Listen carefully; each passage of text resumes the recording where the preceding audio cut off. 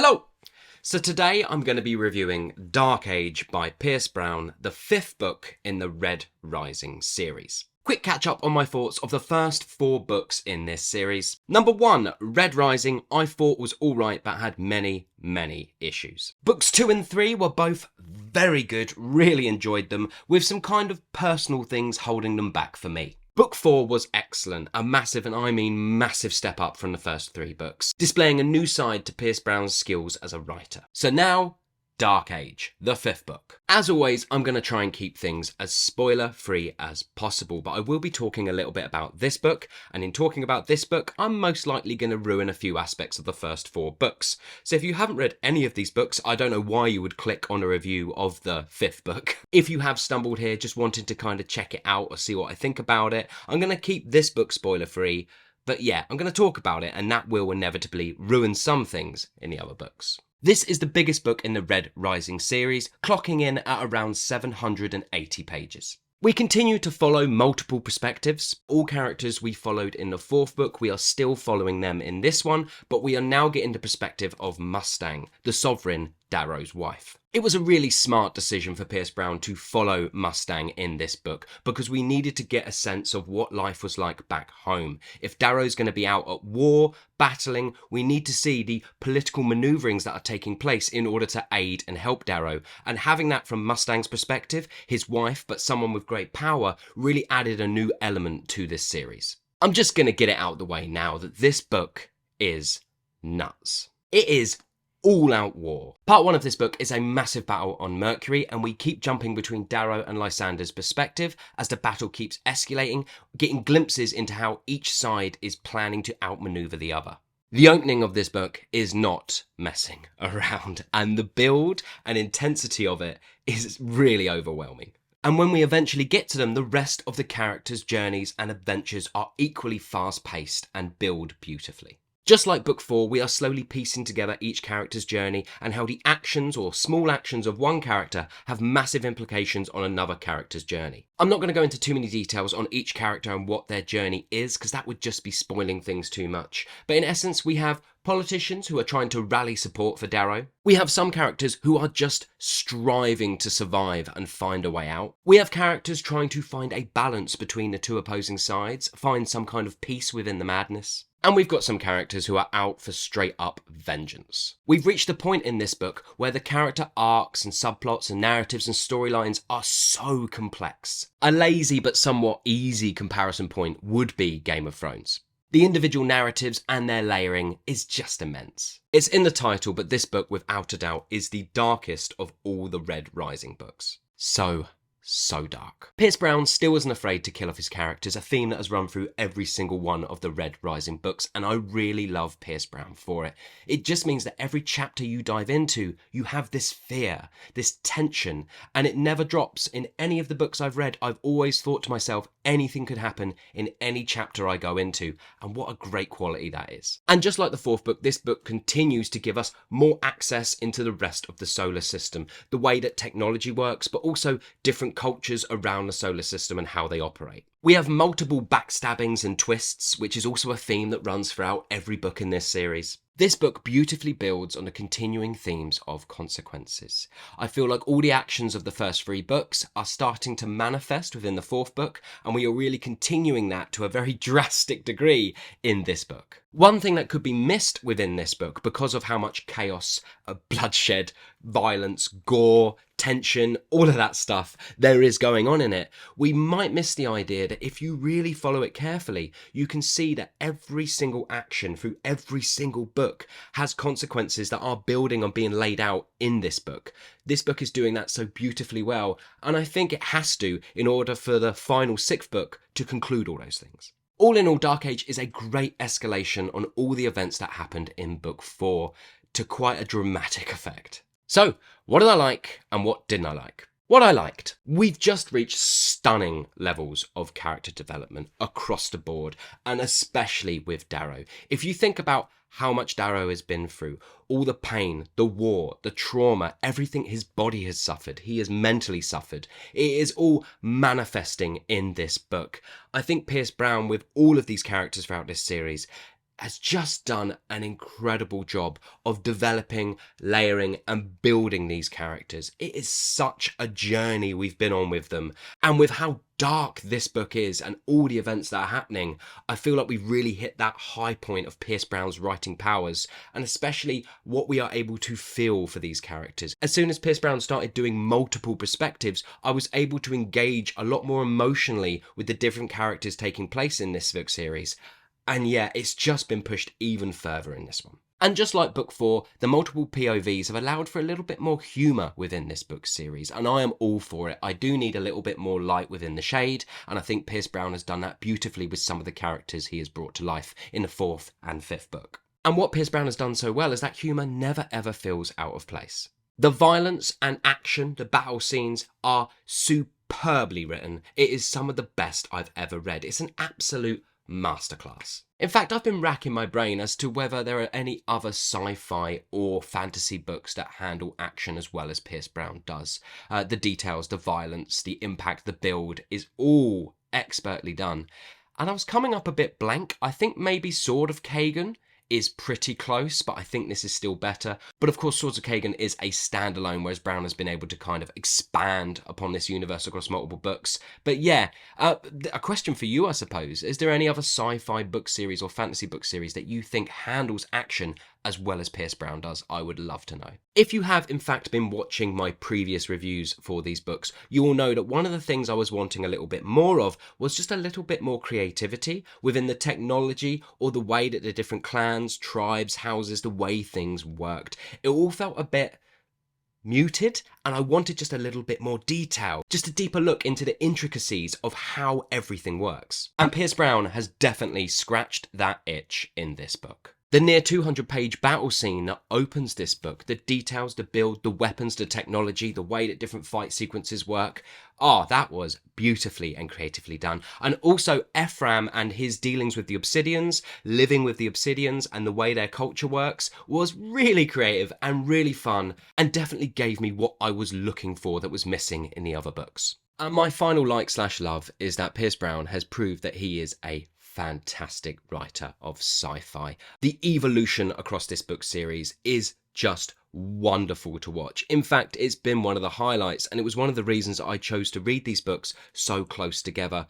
I have absolutely adored watching Pierce Brown get better and better and better as a writer. It's been a joy to behold, and yeah, well done, mate. Watching anyone develop, I think, is always a real joy, and this has been... I've not really got the words for it. It's such an escalation. Reading Red Rising compared to this. Yes, well played, mate.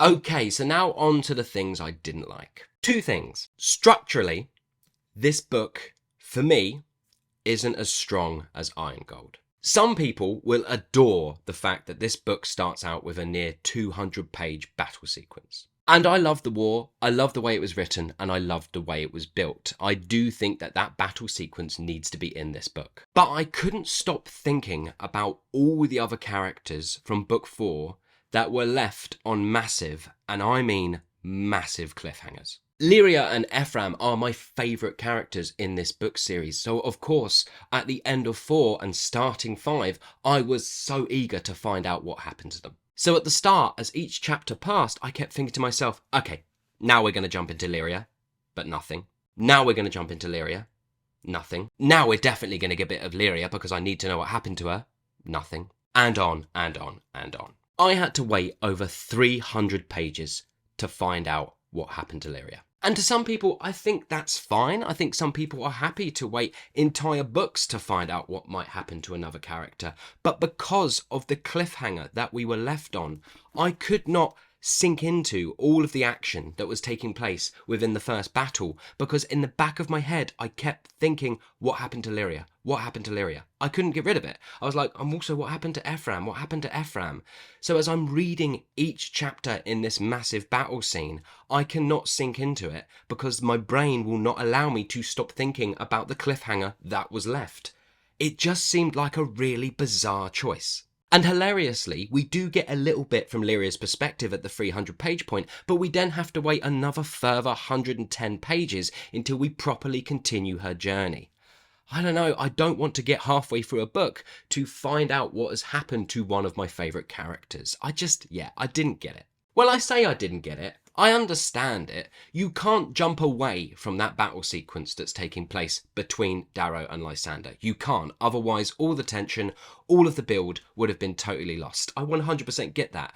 I love the battle sequence for that aspect. But then maybe we needed a quick catch up at the start of this book, a little kind of dip into what is happening in their world, and then maybe a quarter of the way through we dive into this huge, insane battle. I think I would have sat with that better. Now, maybe some people might say, but if you start with that process, people will expect it to continue, and then when you do stay on that battle for ages, that will be a bit disjointed as well. I get that side of you as well, but I don't know. 400 pages, for me, personally, totally personally, was far too long to wait to find out how one of my favourite characters' stories continued. FYI, when we do get to Lyria's story though, it is excellent. Around the halfway point in this book, the structure, the way that it all connects together, slots back much more into a fashion that was fitting of Iron Gold, and yeah, the second half of this book is outstanding. When the structure is finally firmly in place, oh yeah, it all builds beautifully, and Ephraim and Lyria's stories are just fantastic. Okay, so I'm going to stop there on something that really in essence is a bit of a minor thing, because as I said, once you get to that halfway point, the book falls beautifully back into form. So what is the final thing I didn't like? It's a tiny one, it's a very small one. I found this book plot-wise to be the most predictable out of them all. And I said that's a very tiny issue, but I just found the plot beats, where it was going, every character's journey, just a little easy to figure out. Now, I was still surprised constantly within the plot, but the general trajectory of where it was going, yeah, it's quite easy to figure out. And the only reason I mention it is because what Pierce Brown has done so wonderfully throughout the rest of these books is create plots and shifts that I really, really couldn't predict. The books would always shift on me in a way that made me go, whoa, I did not think this story would be going there. And in this book, yeah, I would say 9 times out of 10 I was correct in where I thought a character might end up or where we might be heading. But again, that is a small dislike, especially for the fact that Pierce Brown is finishing this series of books with his next book. So he has to get his characters to a place. He has to take us on a journey where those things can be resolved. And I think that might be why some of those things were a little bit more predictable than in previous books. But that's it for dislikes. Like Iron Gold, this book is excellent and in some areas outstanding. I'm going to give it the exact same score I gave Iron Gold, 4.5 stars out of 5. If structurally it had been a little bit different, if I hadn't had to wait half a book to get to my favourite character's story, then it probably would have been a 5-star. The writing is outstanding, the action sequences, the violence, it's brutal, it's dark, it's chaotic, the layering is incredible, the character progression is just magnificent. So many things that are screaming out for this book to be 5 stars. But yeah, it just structurally, I couldn't get certain things out of my head and it really diminished my reading experience of the first half. But there you go, that's a real personal issue for me. So there you go, I did it. I am up to date.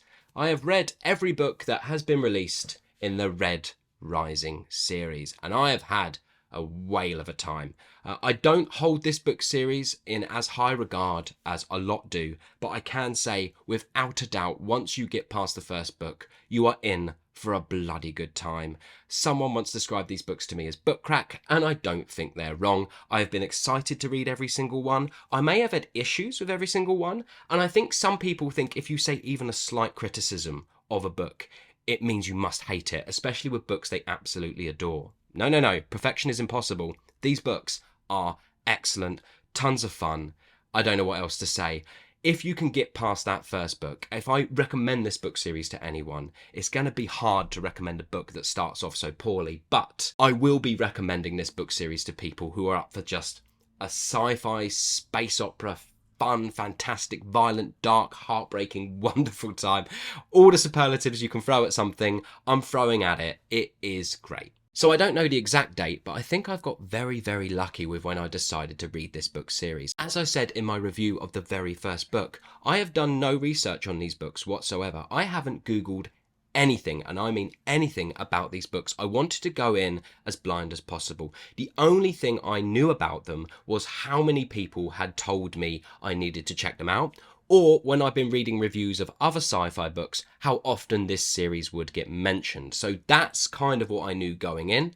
So I knew nothing about this book series, and I sort of found out as I've been going along that the 6th book, the final book, is coming out in July. So I've got really lucky with when I decided to read this series. So I will, of course, be finishing this book series when that book comes out in July. So if you do care about my thoughts, even if I suppose you disagree with a lot of my thoughts, I will be finishing this book series in July and popping up a review as soon as I can.